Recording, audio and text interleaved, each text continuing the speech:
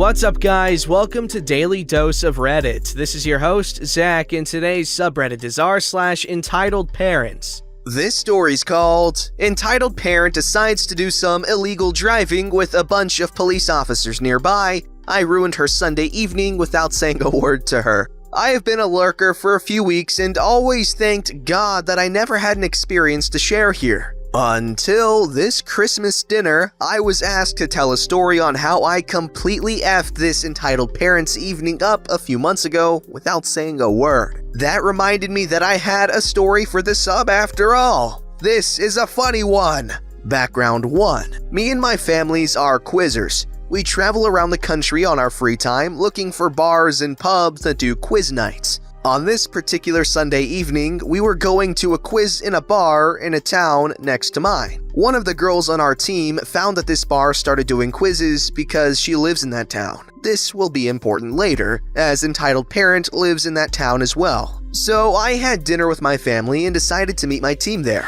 I chose to take the national road instead of the highway because I still had time and it's more scenic. Background 2. In my country, the rules for driving in and out of a roundabout changed a few years ago, 3+ years. You used to be able to enter and exit at will. You just had to give priority when changing lanes. Nowadays, if you have a double lane entering a roundabout, by law, if you are in the right side lane, you have to exit at the first roundabout exit. For other exits, you have to enter the roundabout through the left side lane. This actually makes traffic a lot smoother because people won't be changing lanes as much. But usually, you have a 4 or 5 car line on the left side lane and no traffic line on the right side lane because people on the right side lane just enter and exit right away, as intended. Now the story. In order to get to the national road, I had to drive through a sequence of 4 roundabouts in the outskirts of my city that are next to a shopping mall. The last 2 roundabouts, first exits, lead directly to the mall, so everyone that didn't want to go into the mall parking lots would take the left lane to enter those roundabouts, like I did. On the last roundabout, I noticed a line on the left lane bigger than normal, and further ahead, on the second exit of the roundabout, my exit, I see multiple police officers on foot and police cars with lights on and whatnot. It turns out that there has been a small accident and police were called. Since everyone on the left side lane was trying to use the same exit, the third exit would be the road we were entering from and the first exit leads to the mall, so the right side line is empty. A little traffic jam was in place. 10 to 15 minutes max to enter and exit the roundabout. I waited like everyone else, except for a few cars that were using the right side lane to get into the mall. You can see now what's about to happen. As I enter the roundabout, this lady, entitled parent, comes from the right side lane and instead of exiting to the mall, she tries to cut me off. I was pretty close to the car in front of me, so she didn't have the space to cut me off completely. When the car in front of me moved a few centimeters, I moved too, and she tried to jam the front of her car in front of me. I honk my horn and look at her. She is just shouting and gesturing. Her car was literally shaking from all her jumping, shouting, and swirling. Her kids, around 10-12 years old, in the back of the car, looking at me a little bit scared. I pointed to the police cars, thinking to myself, "Lady, the police are right there. Just exit to the mall and enter the roundabout again." She couldn't care less. She was determined to cut me off and that was it. The car in front of me moved again and again I follow. She tries to jam the front of her car in front of me and I horn. Harder and longer this time, that's what she said. She horns too, even longer, while screaming and gesturing obscenities. Of course, this commotion caught the attention of a few officers and one approached our cars to see what the horning was about. The officer signals me to stop and concede her passage. I obliged and kinda understood why. She was now creating an unnecessary traffic jam on the right side lane because I wouldn't let her cut me off. She looked at me with this grin of victory on her face, that "I beat you" smile, and proceeded to enter in front of me. The officer went back to the accident site and we kept slowly driving on and off. Now,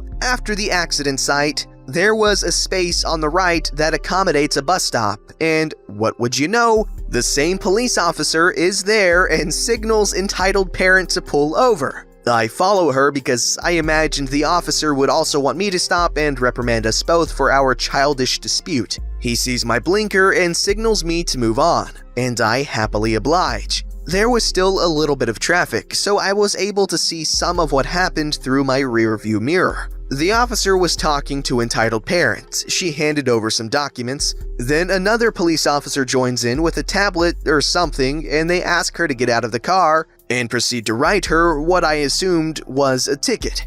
Then the jam was over, and I drove away, not able to see anymore. But this does not end here. I told my friends this story on how I got a lady in trouble on my way to meet them at the bar. We laughed and played our quiz. Fast forward a week, we met again.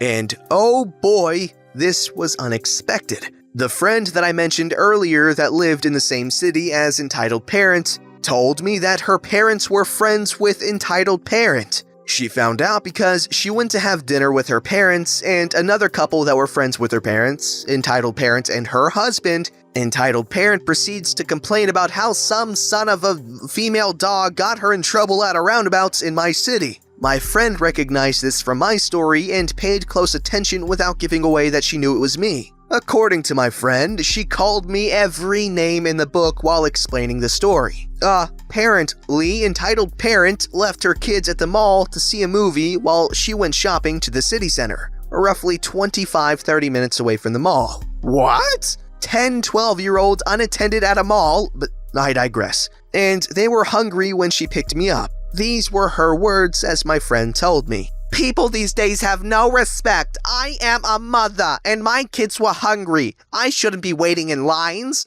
If mothers have priority parking, we should have priority while driving too, for the sake of our children. I tried to explain that to the police officer, but he just told me that I had to follow the rules like everyone else and gave me a ticket. My friend's father said, "Weren't you just coming from the mall? Why didn't you feed something to your kids there?" My soap opera was about to start and I was not going to miss it because they were hungry. They would have a toast or something at home while I watch my soap opera. Now, because of that crude name for a female reproductive part, I missed my soap opera episode and I was fined over €1,000 and my license got suspended. The conversation was longer than this, but this bit right here is what I found more disturbing and hilarious.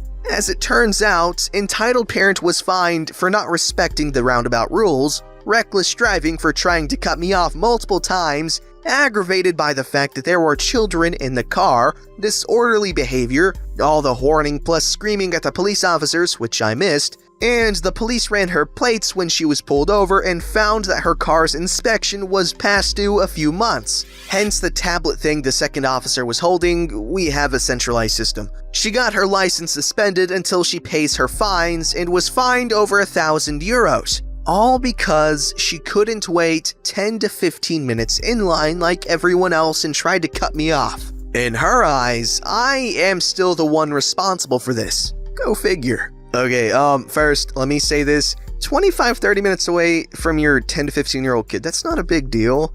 And this is coming from an American dude that lives in Texas. So everything is like 3 hours away from everything else, okay? Everything is super spread out. Hell, my school was like a 25-minute drive from my house, okay?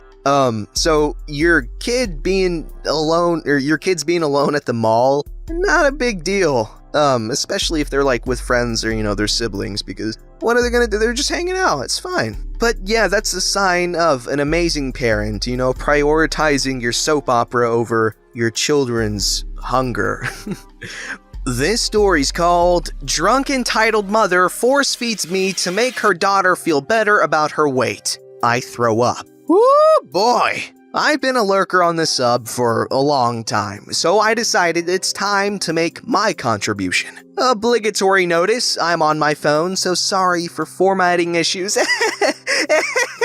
Here's the cast. Entitled Mother, drunk woman with a classic, my kid is perfect and I'm a better mother than yours, complex. Entitled Kid, at the time of this story, my best friend, although drifting away a little bit. Entitled Dad, it doesn't really say much during the story. My mom, the woman that will not tolerate anyone's bull. Horses are tolerable, I'm assuming. My father, the sucker who had to pick up his crying daughter at 1 a.m. in the morning. Disclaimer. At the time, I was around 9 years old, so was Entitled Kid, and this happened 6 to 7 years ago, so conversations won't be exact, but pretty close. Now, on to the story. A little bit of background info. Entitled Kid and her family are on the more chunky side of the weight scale. I don't want to be offensive, but they were huge. This was their own doing. The mother and father were both raging alcoholics as well, the mother, Entitled Mother, specifically. School had just gotten out for term 3 break, and Entitled Kid, my best friend, and a girl in my grade decided to plan a sleepover because that's what 10-year-olds do, I suppose. I've been to her house before, so I basically just place my bag down and we go to her pool. We swam for a bit, then Entitled Kid complained that she was hungry. I brought some Doritos along, so she hinted towards those. Now, these things were cheesy enough on their own. I got extra cheesy ones. But Entitled Kid suggested we put cheese on them and microwave them to make nachos. We did, although it was kinda disgusting in my eyes, and at that point, I wasn't even hungry. Entitled Kid got a topped up bowl, and so did I. I ate about a quarter before complaining I was full and walking inside to place the bowl on the kitchen counter. Come on, OP, I know you want more. No, it's okay. I want to save room for dinner. Just eat a bit more to make Entitled Kid feel better about herself. It's not that bad. Trying to be nice, I ate another quarter, then put the bowl down. I just wanted to go back in the pool and swim a bit before dinner. I walk back outside to find Entitled Kid eating out of a large punnet of strawberries. She offered me some, so I had about 2 because I love strawberries. But I didn't feel like I could handle more. She had the rest and we continued to swim in the pool, me teaching her some new things I had learned from my lessons. I'm a surprisingly good swimmer without training. Still do well in high school carnivals usually. Skip to dinner. We were out of the pool and eating at the table. I had realized Entitled Mother had drunk at least 4 to 5 beers. I could tell due to the bottles on the counter and the smell of alcohol she seemed to carry around at that point. Entitled Mother places the food on the table and the 4 of us start to put some on our plates. Come on, OP, have some more. I'm not really hungry, but I appreciate the work put into making the food, so I suppose I can have a bit more. Entitled Mother decides to hit me with the comments I didn't really know how to reply to. OP, my potato bake is the best you've ever had, huh? Me not wanting to upset her, but wanting to tell her the truth, mostly. It is nice, but I honestly think it's a close second to my mom's. She puts onion in hers. In a bit of a pissy tone, she says, "Right." A few minutes later, as I struggle to eat enough off my plate to not seem rude, Entitled Mother brings out jelly, or Jello for you Americans, and whipped cream. Normally, I love sweets, but this was too far. I was gonna throw up if this kept going. Finishing her current bottle of beer, she scooped up some jelly with a spoon and put cream on it, feeding it to Entitled Kid in the "here comes the airplane" like fashion. Come on, OP, time for dessert.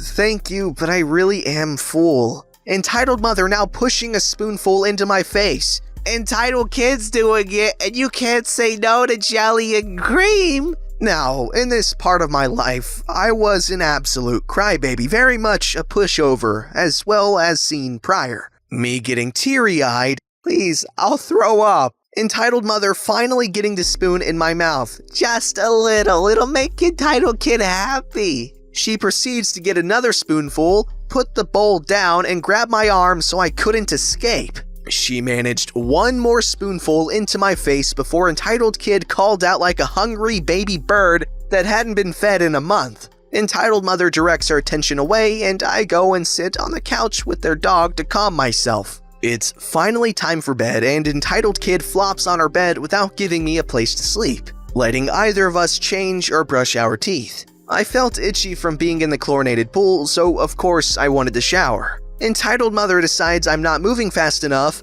pulls out a mattress which happened to be covered in sand and dirt, turned off the lights, and told me to go to sleep. I almost tripped multiple times over things trying to change in the dark and not disturb anyone, as Entitled Mother had gone around and turned off all the lights in the house other than the TV and one light in that room. After trying to sleep for about 1.5 hours, I couldn't take it and burst into tears. I felt so sick and dirty and just wanted to go home.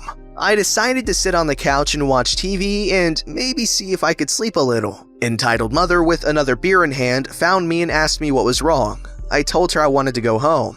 Entitled mother, a bit annoyed, Oh, P, you can go home in the morning. You need to sleep. You don't need to wake up your parents, do you? It'd be a waste for your mom to come pick you up at this hour. I'll make you a Milo, basically an Aussie hot chocolate, and you can go to sleep. When entitled kid can't sleep, she has a Milo. No, please, I'll throw up. I feel sick. I want to go home. She sighed and called my parents. My mother answered and sent my father to pick me up. I sat on the couch for a bit before she came around with the Milo I specifically begged not to have. She places it on the coffee table and I start crying even harder. This woman wouldn't listen to me at all, even going as far as to manhandle me to get me to eat an inhumane amount of food.